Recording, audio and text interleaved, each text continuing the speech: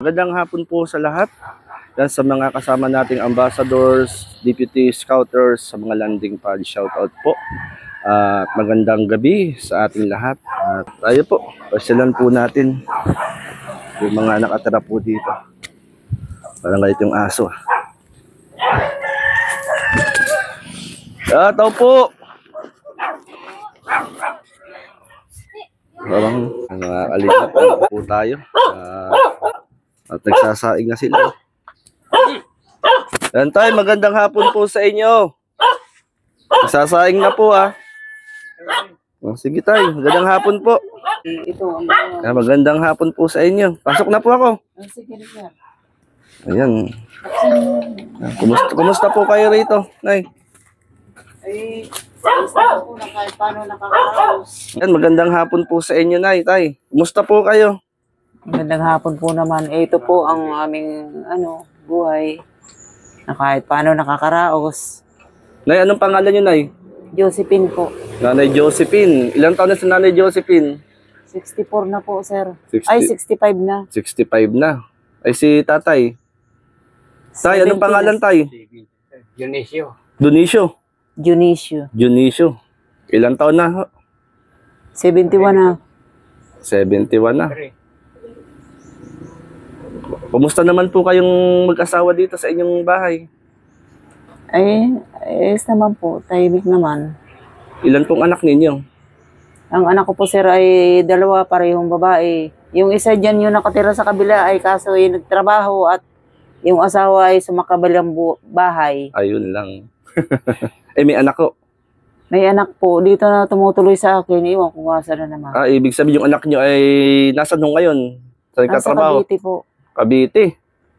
Tapos yung kanyang asawa ay alis. Umalis, hindi na bumabalik. Mula nung mag-lockdown. Matagal na. Matagal na. Kasi 2019 yun 2025 na ngayon. Yun po pala At kailangan niyang magtrabaho para may dalawa rin siyang anak para mapag-aral niya. Yun nga lang. Ay kayo pong mag-asawa ni Tatay. Dionisio. Yan. Kumusta naman po kayo mag-asawa rito? Ay, ito, sa pamumuhay, nagbibilao po kami, sir. Bibilao. Gumagawa kami ng bilao para naibenta, makabili ng pangangailangan. Ay, nasa po mga bilaong ginagawa nyo ngayon? Mga naibenta na? Ay, hindi po kami nakagawa ngayon dahil namatay yung kapatid ko sa Bicol. Pumunta ako doon. Babalik ko lang. Saan po sa Bicol? Sa Sorsogon, sir. Layo. Castilla. Nakarating na po ako doon. Sa papuntang Pilar. Yun. Malapit doon. Kasi Umadgad. kami po ay san-san din po nakakarating. Pilar, Sorsogon, Donsol. Yan, halugad po namin po yan. Ang Kabikulan. At kumusta naman po ang inyong araw-araw na buhay, Tatay? Karaos din. Parang si Tatay ay medyo tahimik Malabo na ang mata niyan, sir. Malabo ang mata tapos yung parang nalilimot siya. At ako naman, ano naman kayo? diabetic ako, sir. Kagagaling kang laging may sugat. May dapat mag-ingat. Tatay, may sakit, may nararamdaman din. Mayroon po yung hipa. Ay di, yun. Hindi pa, labo pa ang mata. Hepa, tapos labo pa ang mata. Paano na? Hindi niyo ko kanina, Tay. Kasi, Kaya pala, sa pamamagitan po ng paggagawa ng pamaypay. Bilao, sir. Bilao. Nakaka-survive sa mga pangailangan. Pag wala nang ginagawang bilao, Ay di, paano yung pangkain? tiis-tiis. Tiis-tiis na lang. Matagal na po kayo naninirahan po dito? Ay, dito, maliliit pa yung mga anak ko. Nandito na kami. Ay, nitong, yun nga, nakakaraos sana din yung manugang ko hindi pa naggagayon. Taga dito po ba yung manugang nyo? Taga Hundagwa yun. Hundagwa, Lofes. Mondragon Lopez, Quezon pala. At ako po yung napapasyal po dito. At yun nga po, sinamahan po ako ni Kagawad sa inyo pong barangay Kalibo. Kalibo. Ano ho? Mm. At nakausap ko rin po si Kapitan doon kanina. Kami po ay mga charity vlogger ng Team Kalingap sa panguna po ni Kuya Bal Santos Matubang na nangungumusta sa mga kalagayan, sitwasyon ng mga kababayan natin dito sa Quezon. Yan. Tatay, nung kalakasan nyo, anong trabaho nyo? Nagsasaka yan, sir. Ay, kukupra, sasaka. Ngayon hindi na kaya. Kumbaga Kaya ay, pala po, sir, ay na sana matulungan nyo rin kami. ano po ba ang, ano nanay, ano po ba yung tulong na kung saan ay pinapanalangin nyo kay Lord? Ay, yung gumaling ako sa karamdaman kong ito. At mayroong panahon na ako'y nahihilo, sumasakitan dyan. Kumbaga ay, ano na ho? Eh, pagdating po sa pagkain, kumusta naman? Dito ho kayo? Ay, ano sir, sa pagkain ay minsan sumasala sa oras, pero pangkaraniwan na siguro yun sa naghihirap. Sumasala sa oras ho. Mm, Ay, ibig sabihin po, kung tanghalian ay ano na, nagiging hapunan na lang. hapunan na lang. Yun po pala, no? Tatay, ikaw tatay, ano yung inyong pinapanalangin? Ano daw ang gusto mo sa buhay? Liwanag ang mata ko. Luminaw ang mata. Luminaw ang mata. Tatay, baka pag luminaw ang mata mo, kung saan ka pumunta? Hindi ako layas. Meron pong proyekto ng government, yung parang inaning mata. Inoopera. Okay na, parang kinakayod po yung nagsasanhi ng pagiging malabo. Mm. Eh siya, meron nang katarata. Ganyan nga po. May maputi yung ano. Ayun ho pala. Wala na ito. Ito lang ang kaunting linaw. Yun lang. Ingat din po kayo. Medyo malabo pa lang inyo pong ang inyo pong paningin. Nanay, tatay. Eh ngayon nga po, manhid. Kaya lang, hindi ba ako mapirmi? Naglakad-lakad ako. Manhid, yung pag-aangat kong ganyan, parang natayon. Yung paa niya, nabulok itong ganito niya, no? Yun pala. Ano ho dati? Nung kamanaw kang Parang paa. may piklat o. Baldado na bagaw. Kayun pala. Ito, Ito, nawala naman dyan.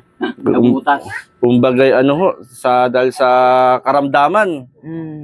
Medyo maulan sa ugat. Nanay, anong trabaho nyo dati nung kalakasan nyo? ako po'y nagpasok ng tagaluto sa Pampanga. Ang mga tao doon ay mga pamangkin ko sa farm. 6 na taon ako doon. Ay nung bandang huli, parang hindi ko na kaya. Madalas yung parang may diabetes. Madalas na sumasakitan dyan. Yun ho pala. At man lang po tayo, nanay, tatay. Magtiwala lang tayo kay Lord, Oo, yun na nga lang. Nung parang naiisip ko na yung mga pinuputulan ng paa. Sabi ko ay, Diyos ko, huwag naman sana akong humantong sa ganun. Nga maputulan ng paa. Mas mahirap, pag naputulan ng paa. Hindi makakalayas. Hindi makakalayas. At kumbaga nanay, sabi nga ang tulong ng tao ay may hangganan, may limitasyon. Oo. Pero ang tulong ng Lord ay walang limitasyon. Kung tayo ay magtitiwala lang sa Kanya. Ano naman po siguro nga sa pagtitiwala ko lang din, panalangin lang ay di. Kaya ito baldado na ito. Saka yung mga kuko na yan, natatanggal yan. Ayun po pala. Sige po nanay, tay. Sige po, salamat sir. At loobin ni Lord, isang panahon ay makabalik dito sa inyo pong tahanan. Sige po. Pero bago po ako umalis ay mag-pray muna tayo. Manalangin tayo. Sige po. Nanay, ano nga po? Josephine. Nanay Josephine at tatay Dionisio. Dionisio.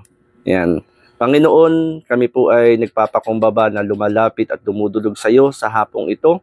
Akin pong panalangin, pagpalain mo Lord silang mag-asawa na kung saan ay batid mo ang sitwasyon at kalagayan ng buhay nila. Lord, ikaw ang Diyos ng kagalingan, ipagkaloob Lord ang kagalingan, kalakasang kalusugan sa kailang mag-asawa at maging Lord ang mga pangailangan po nila. Sila po Panginoon ay hindi po magkulang. Marami pong salamat sa ngalan ni Jesus. Amen. Ayan, nanay, tay. May sinaing na kayo, ano? Kaya niya, yan ay labong Gulay. Ah, gulay. Ulam. Ginataan. Ginataan. Ah, wala pang Wala gata. palambot pa lang. Ah, magagata pa ho. Niyayabusan yun eh. Pag, Mhm. Yan. Nay, ako po ay may kunting ibibigay lang po sa inyo. May bigas po akong dala. At pansaing po ninyo. Sige sir, maraming salamat. At makatulong tayo. May bigas po ako doon na bigay ko na po sa inyo para pansaing po ninyo. Ano ho? Sige po. At yan, sige po. Marami pong salamat at kuwain ko na rin po, nanay. Sige. Ano ho? Ayan, mga kalinga po. Labong. At kayo lang mag-asawa na dito, ano? Yun, kumbaga, meron po ako dong bigas, pang saing-saing, ano? Sige po. At may dugi. Bigyan ko po kayo ng bigas. Yan, salamat kay Manang D. Abutan natin ng bigas yung mag-asawa, mga kalingap. Tayo po. Kuhain ko lang po. Balik po ako dyan. Ito yung lugar ni tatay. Nanay. Sa lugar na ito. Ayan. Nay, ito po, Nay. Pang saing-saing lang po. Ah. Ayan, nanay. Pang saing lang po, nanay. At makatulong sa inyong tatay. Para hindi na nyo bilhin ang inyong pansaing. Paano tatay? Ako tuloy na. Ay, pansaing lang ho. Pansaing ho ninyo. Para kayo ay di na kayo bibili ng bigas. Ano ho? Magkano din isang kilo? Aba, pag talagang walang-wala, kalating kilo. Kalahating kilo ho. Pag walang wala. Ayun lang ho. Sige na, bigyan ko na rin po kayo ng ng konting pambili ng ulam. At pang ulam lang po to, nanay. Pang ulam ho. Siyempre masarap kumain ng kanin kapag may ulam. Salamat po. Ako ituloy na rin po po.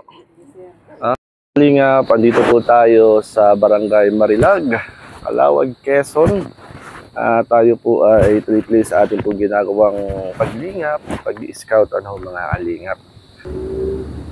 At ayan mga kalingap, magandang gabi sa lahat. At po ang ating ginagawa. Tuloy-tuloy lang po tayo sa paghahanap, pag-scout dito sa Quezon. Salamat po sa mga sumusuporta, nanonood ng mga upload videos po namin, mga kalingap. Salamat po. Yan, shoutout po sa lahat. At ito po yung ginagawa natin araw-araw. Yan, tayo ay nakatakot naman, parang may buhaya rito. Ayan. Salamat po. Tuloy na tayo, mga kalingap. Ayan.